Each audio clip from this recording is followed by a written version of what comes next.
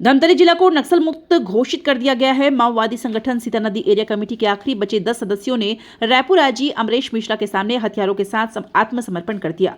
आत्मसमर्पण करने वालों में 7 महिला और 2 पुरुष नक्सली हैं। इनमें से 2 के ऊपर 8-8 लाख का, 6 लोगों के ऊपर 5 लाख का और 1 के ऊपर 1 लाख का इनाम घोषित था। इस तरह कुल मिलाकर 47 लाख के इनामी नक्सलियों ने आत्मसमर्पण किया है। नक्सलियों ने 5 ऑटोमेटिक राइफल जिसमें दो एसएलआर, 2 इंसास और 1 कार्बाइन शामिल है। साथ में एक भरमार बंदूक है।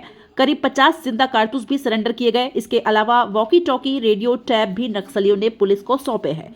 आत्मसमर्पण करने वाले नक्सलियों में DVCM Jyoti Usha, DVCM technical Ramdas, LOS commander Roni Uma, Sita नदी area committee commander Niranjan, SACM technical, Sindhu ACM, Reena ACM, Amila ACM, Lakshmi bodyguard. Raipur range के आईजी अमरेश मिश्रा ने बताया कि अब धमतरी जिला नक्सल मुक्त हो चुका है। अब इन इलाकों में सामान्य पुलिसिंग पर फोकस किया जाएगा। एरिया कमेटी और एक पार्टी मेंबर है। टोटल इनाम इनके ऊपर 47 लाख का है। 8 लाख के 2, बाकी 5 लाख के और 1 लाख के। हालांकि वो आत्मसमर्पित जो नक्सली सदस्य थे और अभी मुख्य धारा में लौट आए हैं, उनको मैं 2 ग्रुपों में बांटना चाहूंगा। एक ग्रुप जो नगरी सीता नदी एरिया कमेटी के सदस्य थे वो, और दूसरा जो इस पूरे डिविजनल कमेटी का टेक्निकल कमेटी था। अगर आपको जो पेपर दिया गया है उसमें आप गौर करेंगे तो आप देखेंगे कि इनमें से 8 लोग छत्तीसगढ़ के निवासी हैं, साउथ बस्तर के, और एक जो उषा दी जिनको बोलते हैं उर्फ बालम्मा, वो आंध्र प्रदेश की रहने वाली हैं, जो टेक्निकल कमेटी की इंचार्ज थी। टेक्निकल कमेटी का जो फंक्शन था वो डीवीएन जो अपना था, धमतरी गरियाबंद नुआपाड़ा, डीजीएन जो डिविजनल कमेटी था, उसमें नक्सली संगठन की जो मारक क्षमता हो, मिलिट्री कैपेसिटी हो और हथियार ऊंचे दर्जे के हों, आईईडी की ट्रेनिंग हो, उनके लिए इसको इंडक्ट किया गया था। इस काम को इन्होंने बखूबी अंजाम दिया। बहुत दिनों तक लड़ाई फोर्सेस के साथ चलती रही, उसमें उनका इस्तेमाल किया।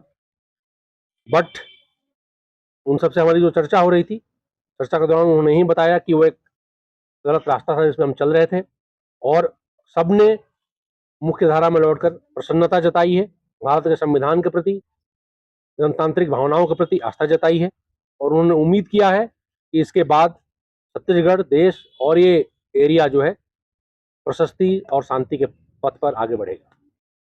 हथियारों की बात करें तो 2 इंसास, 2 एसएलआर और 1 कार्बाइन जो पुलिस के लूटे हुए सर्विस वेपन है वो आपके बाएं तरफ है। साथ ही साथ एक भरमार, बाकी और कारतूस और रेडियो सेट, टेक्निकल गैजेट्स इत्यादि हैं शामिल यहाँ पे।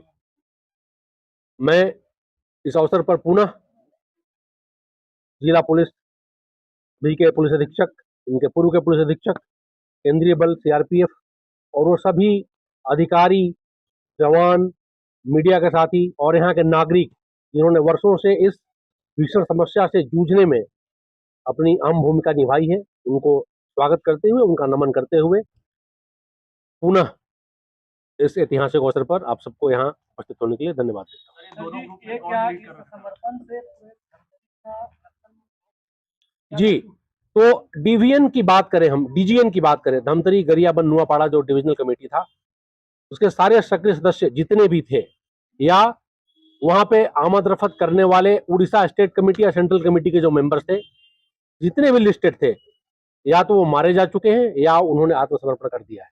एक तरह से हम ये कह सकते हैं कि ये पूरे डीजीएन क्षेत्र में, जिसमें से धमतरी गरियाबंद रायपुर रेंज के 2 जिले हैं, साथ ही साथ उड़ीसा का नुआपाड़ा जिला है, वहां के जो भी लिस्टेड नक्सली सदस्य थे वो आजकल, अब आज की स्थिति में संगठन या जंगल में नहीं।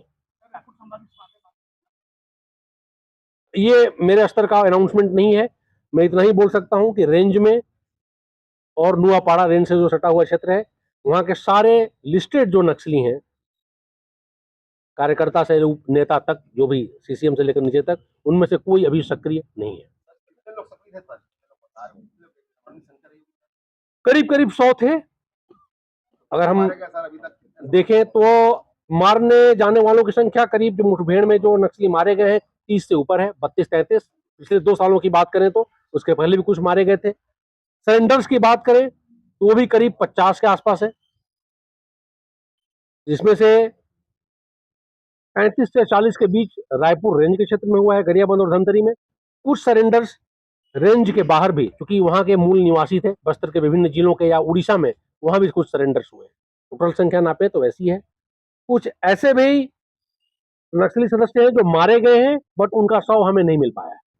जैसे इनके डिस्कशंस में हमें पता चला, गरियाबंद में उन्होंने जो 2 दिन पहले सरेंडर हुआ, यहाँ जो आज हुआ है, कि करीब 10-12 ऐसे नक्सली थे जो मारे गए थे मुठभेड़ में, बट उनका शव हमें नहीं मिल सका, इसलिए वो हमारे मारे जाने वाले रिकॉर्ड में नहीं आ सके।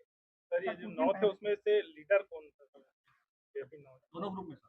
अगर आप देखेंगे तो जो उषादी उर्फ वालम्मा है, वो टेक्निकल कमेटी की इंचार्ज थी, पूरे डीजीएन डिविजनल कमेटी की। ये सेंट्रल कमेटी मेंबर्स के साथ लंबे समय से काम करते आ रही हैं। सेंट्रल कमेटी के जो मेंबर्स यहाँ हुआ करते थे, उन्हीं के साथ चलती थी। दूसरे जो हमारे ज्योति हैं, ज्योति की तबीयत खराब होने के कारण रामदास जो थे, वो ऑफिशिएट कर रहे थे कभी कभी एरिया कमेटी के इंचार्ज में, इस क्षेत्र के नेतृत्वकर्ता के रूप में। उन सब ने आज ये निर्णय लिया, गरियाबंद में ही हाल में हुआ है, 2 दिन पहले सरेंडर हुआ है। देश और राज्य के विभिन्न हिस्सों में जो लगातार अभियान चल रहा है, आत्मसमर्पण हो रहे हैं, उन्होंने थोड़ी देर जरूर की है, बट अंत में काफी विचार के बाद उन्होंने निर्णय लिया कि आज ये वक्त है जब वो पुलिस के सामने। सर इनका डर भी होगा कि बाद में इनके ऊपर जो मौजूदा नक्सली हैं वो इनके ऊपर अटैक कर सकते हैं, मार सकते हैं, कब ऐसी घटनाएं पहले हुई हैं, इनकी सुरक्षा के लिए क्या? देखिए, नक्सलवाद का स्तर आपको मालूम है, करीब करीब कुछ सीमित संख्या, कुछ सीमित किलोमीटर्स में बची हुई है। तो मुझे नहीं लगता कि इनको कोई डर होगा, और ये डर से नहीं आए हैं। जैसा इन्होंने बताया कि इनको अपने गलती का एहसास हुआ, भूल का एहसास हुआ, तो उस कारण ये लौटे। इनके सुरक्षा की, इनके रिहेबिलिटेशन की, स्वास्थ्य की, शिक्षा की पूरी जिम्मेदारी और स्किलिंग की, कौशल विकास की जिम्मेदारी शासन की है, जिसे हम लोग जिला प्रशासन और सबके सहयोग से काफी तेज गति से आगे बढ़ाएंगे। बचे हुए नक्सली भी सर 31 मार्च के पहले ही इस रेंज में तो नहीं है अब, बट हाँ, जैसा कि आपको डेडलाइन मालूम है, उनके खिलाफ अभियान जारी रहेगा। हम भी इस बचे हुए दिनों में और आने वाले दिनों में हमारी पूरी कोशिश रहेगी कि जो नॉर्मल पुलिसिंग नहीं हो पा रही थी नक्सल क्षेत्रों में, नक्सलियों की उपस्थिति के कारण, उसको बहाल करें, जनता से संवाद बढ़ाएं, जंगलों की भव्यता और सेरेनिटी, मैग्निफिसेंस एंड सेरेनिटी जो चीज हुआ करती थी, भव्यता और शांति, उसे लोगों को जोड़ें, टूरिज्म के प्रति लोगों में आकर्षण बढ़ाएं, ताकि गवर्नेंस जो नॉर्मल तरीके से इन क्षेत्रों में फैले। सर अभी आपने कहा कि नक्सली अभी कोई नहीं, इनके आड़